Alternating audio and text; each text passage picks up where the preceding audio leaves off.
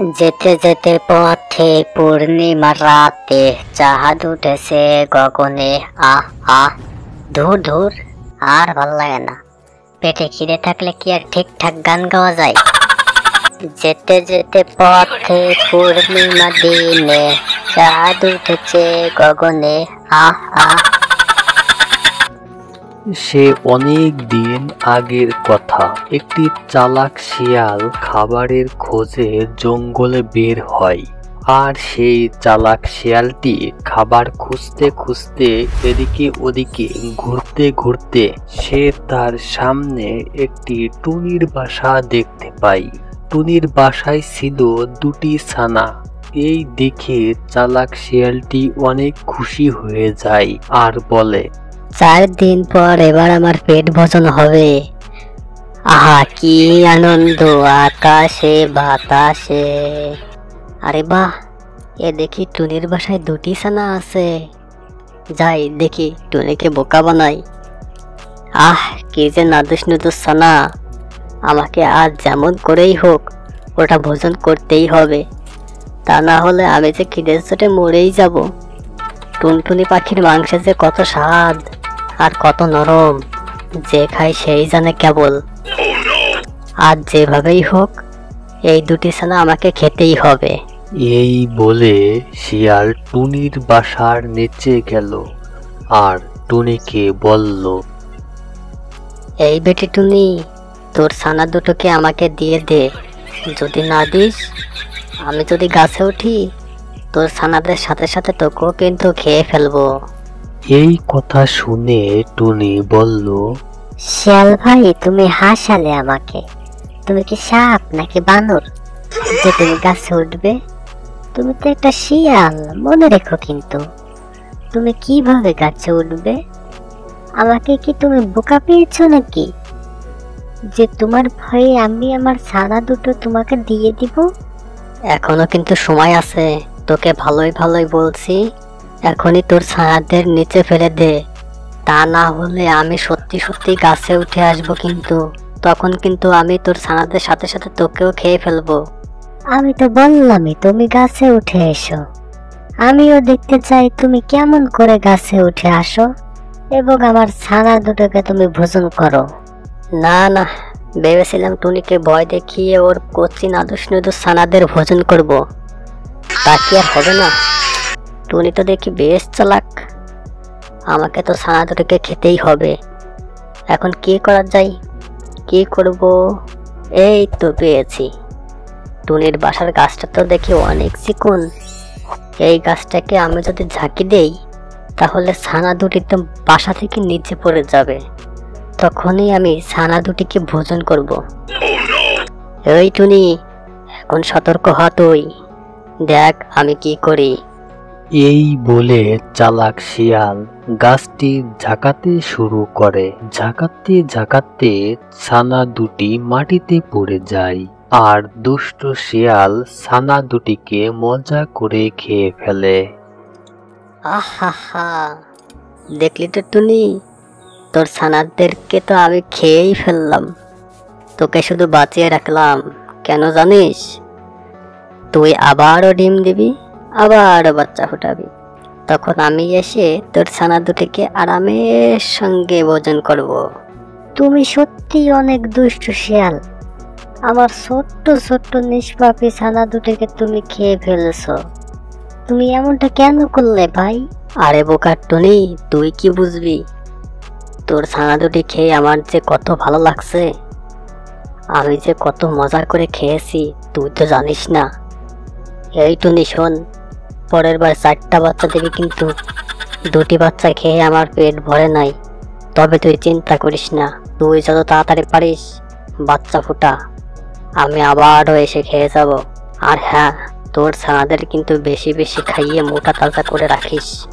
এই কথা বলে চালাক শিয়াল সেখান থেকে চলে গেল আর টুনি মনে অনেক দুঃখ নিয়ে বাসাতেই বসে থাকে।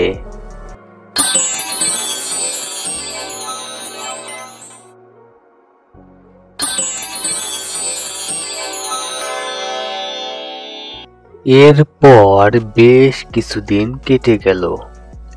চালাক শিয়াল খাবারের খোঁজে জঙ্গলে জঙ্গলে ঘুরে বেড়াচ্ছে।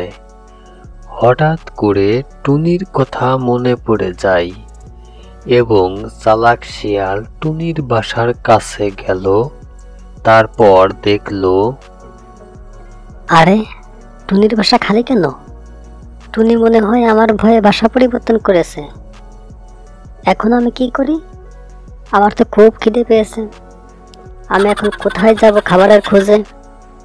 এই কথা বলে চালাক শিয়াল ওখান থেকে চলে গেল। এর কিছুদিন আগে টুনি তার বান্ধবীকে দুষ্টু শিয়ালের সব কর্মকাণ্ডের কথা খুলে বলে। বান্ধবী, তুমি এখন কি করবে? আমি প্রতিশোধ নিব। আমি আমার ছানা হারানোর প্রতিশোধ চাই। যেভাবেই হোক আমি প্রতিশোধ নিব। দুষ্টু শিয়াল আমার ছোট্ট ছোট্ট ছানাদেরকে খেয়ে ফেলেছে। আমি ওকে কিছুতেই ছাড়বো না। শিয়াল তো অনেক বুদ্ধিমান ও চালাক। তুমি শিয়ালের সাথে পারবে কিভাবে? তুমি কি কোনো কিছু ঠিক করেছো? না বান্ধবী, আমি তো কিছুই ঠিক করি নাই। আমি কিভাবে প্রতিশোধ নিব?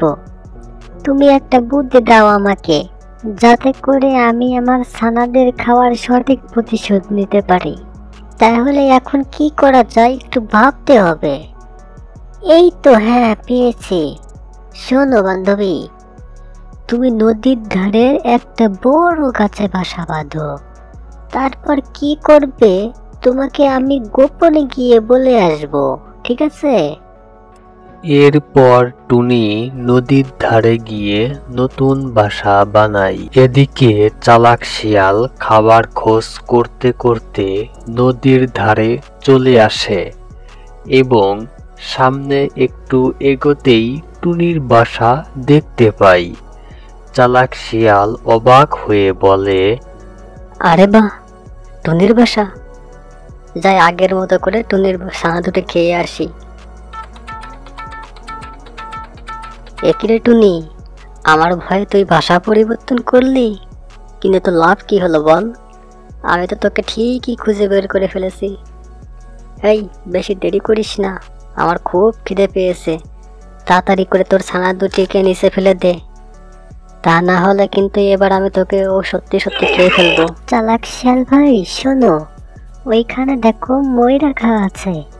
তুমি মই বেয়ে গাছে উঠে এসো। গাছটা তো অনেক মোটা।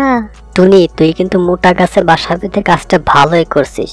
আমি না আমার জীবনে কখনোই গাছে উঠি নাই। এবার গাছে ওঠা হয়ে যাবে আর তোর ছানা দুটিকে ভোজন করা হয়ে যাবে। এ কথা বলে চালাক শিয়াল মই বেয়ে টুনির বাসায় উঠতে থাকে এবং একটু উপরে উঠতেই মই থেকে চালাক শিয়াল ছিটকে পড়ে যায়। তারপর টুনি তার বান্ধবীকে ডেকে নিয়ে আসে এবং টুনি ও তার বান্ধবী চালাক শিয়ালকে চ্যাংদোলা দিয়ে, ওরে মা, বাঁচাও বাঁচাও, আমি আর কখনো এমন কাজ করব না। ছেড়ে দে টুনি, ছেড়ে দে। ও টুনি, ছেড়ে দে আমাকে। টুনি, ছেড়ে দে বোন আমার, ছেড়ে দে আমাকে টুপো। নদীর ঠিক মাঝখানে ফেলে দেয়। বান্ধবী, আমার ছানাদের খাওয়ার সঠিক প্রতিশোধ আমি নিয়েছি।